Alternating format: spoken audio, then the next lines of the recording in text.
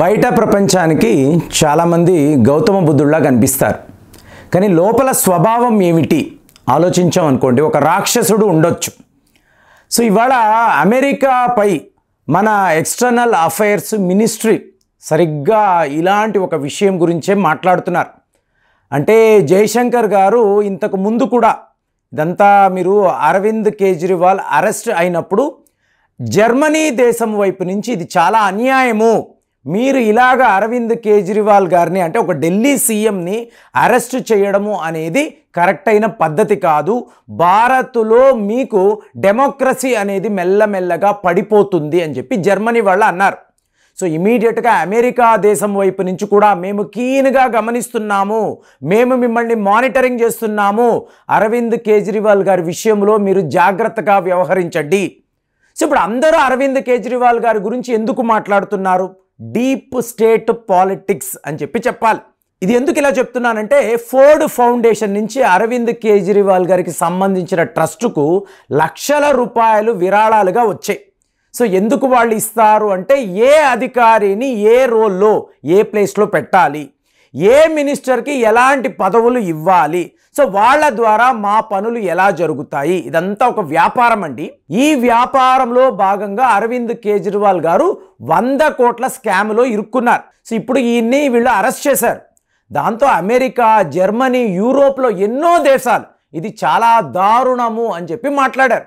వెంటనే జయశంకర్ గారి వైపు నుంచి రెస్పాన్స్, మా దేశంలో ఏం జరుగుతుంది అనేది మేము చూసుకుంటాం. అంటే విదేశాల్లో మీరు ఎన్నో విషయాలు మాట్లాడొచ్చండి, కానీ మీరు మీ దేశంలో ఏం చేస్తున్నారు అది కదా ముఖ్యము అని చెప్పి ఈయన ఒక స్టేట్మెంట్. సో నిన్నటికి నిన్న మీకు ఎక్స్టర్నల్ అఫైర్స్ మినిస్ట్రీ నుంచి కూడా వాళ్ళ స్పోక్స్ పర్సన్ ఇదే మాట అన్నాడు. ఏం జరుగుతుంది అంటే, అమెరికాలో ఉండే మిత్రులు, మీకు కొలంబియా యూనివర్సిటీలో మొదలైన ప్రో పాలిస్తాన్ ప్రొటెస్ట్లు చిలికి గాలి వానలాగా ఇవాళ ఏ స్థాయిలో ఉంది అంటే, Texas university, ivy league schools, మీకు యాలే అనండి, హార్వర్డ్, ప్రతి ఒక్క అంటే ఆల్మోస్ట్ డజన్ యూనివర్సిటీస్, కాలేజెస్లో విద్యార్థులు బయటికి వచ్చి ప్రో పాలిస్తాన్ నినాదాలు. అంటే వీళ్ళు ఏమంటున్నారు చూడండి, వీళ్ళకి ఎంత నాలెడ్జ్ ఉందో. ఇజ్రాయెల్ హమాస్ మధ్య యుద్ధము, దీనికి ప్రాథమిక కారణము అమెరికానే, అమెరికాను ఆపాలి, అమెరికాను ఆపితే ఆటోమేటిక్గా ఇజ్రాయెల్ వాళ్ళు ఆగిపోతారు, ఈ జీనోసైడ్ అనేది ఆగిపోతుంది, ఇదే నినాదాలు. నువ్వు మిలిటరీ ఎక్విప్మెంట్ ఇవ్వడము ఆపు, ఇజ్రాయెల్కి ఫండింగ్ ఇవ్వడము ఆపు. ఇవాళ అక్కడ గాజా దగ్గర తవ్వకాలు చేస్తూ ఉంటే కుప్పలు తెప్పలుగా శవాలు బయటపడుతున్నాయి. వీళ్ళు కాల్చి చంపేసి వాళ్ళని అక్కడికక్కడ పూడ్చి చేశారు కదా. ఇవాళ మీకు హ్యూమానిటేరియన్ గ్రౌండ్స్, యుద్ధము చెయ్యి, తీవ్రవాదంపై పోరాటాలు చెయ్యి. అక్కడ అమాయకపు ప్రజల ప్రాణాలు ఎందుకు పొట్టన పెట్టుకుంటున్నారు? ఇది అమెరికా నీకు తెలియదా? ఇంత దారుణాలకు మీరు ఒడిగడతారా అని చెప్పి యావత్ అమెరికాలో మీకు ఇది ఒక వైల్డ్ ఫైర్ లాగా, ఒక యూనివర్సిటీలో మొదలైంది, 2, 3, 4, 5 ఇవాళ ఏకంగా 12 యూనివర్సిటీస్లో పెద్ద ఎత్తున స్టూడెంట్స్, మీకు క్యాంపస్లో చాలా పెద్ద నినాదాలు, చాలా పెద్ద ప్రొటెస్ట్లు. ఇది ఎంత లెవెల్లో అయిపోయిందంటే, యుఎస్ యొక్క హౌస్ స్పీకర్ మీకు మైక్ జాన్సన్, ఈయన కొలంబియా యూనివర్సిటీలో మాట్లాడడానికి వచ్చాడు. పిల్లలు ఎలాగంటే, అతను ఒక మాట అంటే చాలు, స్టాప్ ద జెనీసైడ్, స్టాప్ ద జెనీసైడ్ అని చాలా పెద్ద లెవెల్లో నినాదాలు చేసి అతన్ని మాట్లాడనివ్వకుండా, ఏంటి ఒక హౌస్ స్పీకర్ మాట్లాడుతూ ఉంటే అంతలాగా పిల్లలు రెచ్చిపోయారు. ఈయన కూడా ఏంటంటే, ఆ మాటలు ఎంత దారుణంగా ఉన్నాయంటే, జయశంకర్ గారు 100% గమనించే, ప్రపంచానికే నువ్వు అన్ని నీతులు చెప్తావు, మేమే ప్రపంచం యొక్క పోలీసులు అంటావు, నీ దేశంలో ఏం జరుగుతుంది గమనిస్తున్నావా? నా దేశంలో ప్రాబ్లం నేను చూసుకుంటాను. ఇవాళ నీ దేశంలో ఉన్న ప్రాబ్లం ఒక యూనివర్సల్ ప్రాబ్లం. అక్కడ యూదుల విద్య, అక్కడ జూయిష్ స్టూడెంట్స్ కూడా ఉన్నారు, ఇస్లామిక్ స్టూడెంట్స్ కూడా ఉన్నారు. వీళ్ళ మధ్య గొడవలు, ఒక స్టేజ్లో మేము ఇజ్రాయెల్ చేస్తున్న యుద్ధాన్ని కోరుకోవడము లేదని చెప్పి యూద విద్యార్థులు కూడా అంటున్నారు. అంటే ఎంతలాగా ఇవాళ అమెరికా ఒక దావానలము ఎలాగైతే స్ప్రెడ్ అవుతుందో ఆ లెవెల్లో విద్యార్థులు యావత్ అమెరికాను కూడా వీళ్ళు ఆపేస్తున్నారు. ఏంటండి మీకు క్లాసులు లేవు, ప్రొఫెసర్లు ఎవరు వచ్చి క్లాసులు తీయడానికి ఇష్టపడడం లేదు, ప్రొఫెసర్లు కూడా ఇంతంత పెద్ద ప్రొటెస్ట్లో పాల్గొంటున్నారు.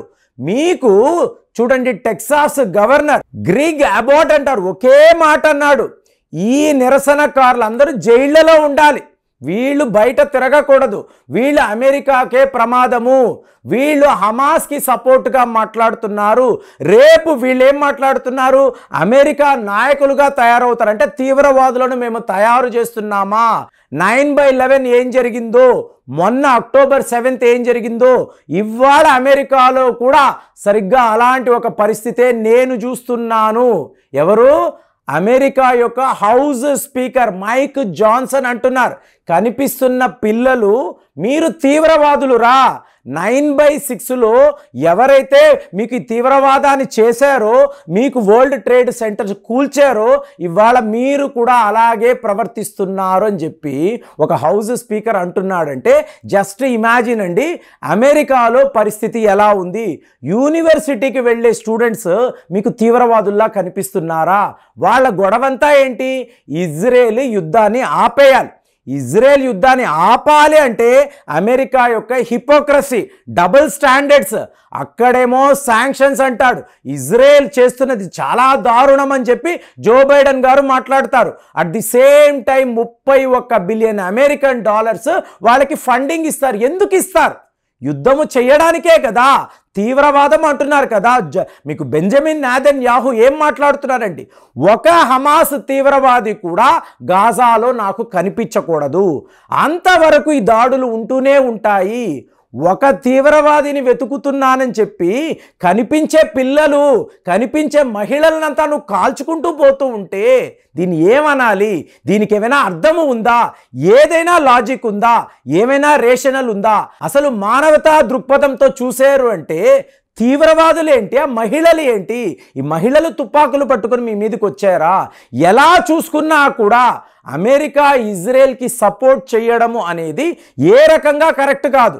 అమెరికా తన సపోర్ట్ని ఆపిన క్షణము ఇజ్రాయెల్ యుద్ధాన్ని ఆపేస్తారు అని చెప్పి ఈ పిల్లలు కోరుకుంటున్నారు, స్టూడెంట్స్ కోరుకుంటున్నారు. మరి వాళ్ళ మాటను వినకుండా వీళ్ళందరూ తీవ్రవాదులు అని చెప్పి చెప్పడము ఎలా చూసుకున్నా కూడా నాకైతే చాలా బాధ వేసింది. చదువుకునే పిల్లల్ని మీరు తీవ్రవాదులతో కంపేర్ చేస్తున్నారంటే మీరా మా దేశము గురించి అరవింద్ కేజ్రీవాల్ గారిని మీకు అక్కడ ఈడీ వాళ్ళు అడుగుతున్నారు, ఏవండి మీరు ఎటువంటి తప్పు చేయలేదు అంటున్నారు కదా, మీ ఫోన్ ఇవ్వండి, ఆ ఫోన్ మెసేజ్లు చూస్తామంటే యాపిల్ ఫోన్ అండి, ప్రైవసీ ఉంటుంది, సెక్యూరిటీ ఉంటుంది. మోర్ దెన్ నా ఫోన్ ఎవరో ఎత్తుకుపోయారు. ఎంత గౌరవం ఉన్న వ్యక్తి అరవింద్ కేజ్రీవాల్ అంటే నాకు అపారమైన గౌరవం ఉండేది. ఇవాళ ఇదంతా చూస్తున్నప్పుడు పూర్తిగా డీప్ స్టేట్ పాలిటిక్స్, ఒకరిని ఒకరు మోసము చేయడము, అందరూ కలిసి ఆ దేశాలను మోసము చేయడము, ఇదా అండి పాలిటిక్స్ వీళ్ళు చేస్తున్నది. కాబట్టి ఆయన్ని అరెస్ట్ చేశారని చెప్పి ప్రపంచంలో ఉండే గొప్ప గొప్ప నాయకులంతా భారత్ నువ్వు చాలా తప్పు చేస్తున్నావు, నిన్ను మేము గమనిస్తున్నాము, మిమ్మల్ని మేము శిక్షిస్తాము, ఇలా చేయడము ఏమిటంటే మీ యొక్క సెల్ఫిష్ పర్పస్ కోసము, విస్టెడ్ ఇంట్రెస్ట్ కోసము అరవింద్ కేజ్రీవాల్ గారిని మీరు వాడుకున్నారు, ఢిల్లీ ఆఫీస్ని వాడుకున్నారు, మీకు ఢిల్లీ ప్రభుత్వాన్ని మీరు అక్కడ వాడుకున్నారు. ఇవాళ ఆయన జైలుకు వెళుతున్నాడంటే మీకు ఎక్కడ తెలియని బాధ. కాబట్టి భారత ప్రభుత్వం చేస్తుందల్లా తప్పు అన్నట్టుగా మీరు ఇంతలా మాట్లాడారు కదా. మరి మీ దేశంలో ఏం జరుగుతుంది? టోటల్గా కొలంబియా యూనివర్సిటీ అధికారులు ఫెయిల్ అయ్యారు, వాళ్ళ యొక్క డీన్ ఇమీడియట్గా రిజిగ్నేషన్ చెయ్యాలి, టోటల్ మీకు పోలీస్ అధికార వర్గమే ఇక్కడ ఫెయిల్ అయిందని చెప్పి హౌస్ స్పీకర్ మాట్లాడుతున్నారంటే అమెరికాలో లా అండ్ ఆర్డర్ సిచ్యువేషన్ ఏంటి, సెక్యూరిటీ ఇష్యూస్ ఏంటి, తమ దేశాన్ని వాళ్ళు చూసుకోలేక భారత్ గురించి మాట్లాడుతున్నారు అంటే వీళ్ళని ఏమనాలి? కామెంట్స్లో రాయండి. మళ్ళీ వచ్చే వీడియోలో కలుద్దాం. జై హింద్.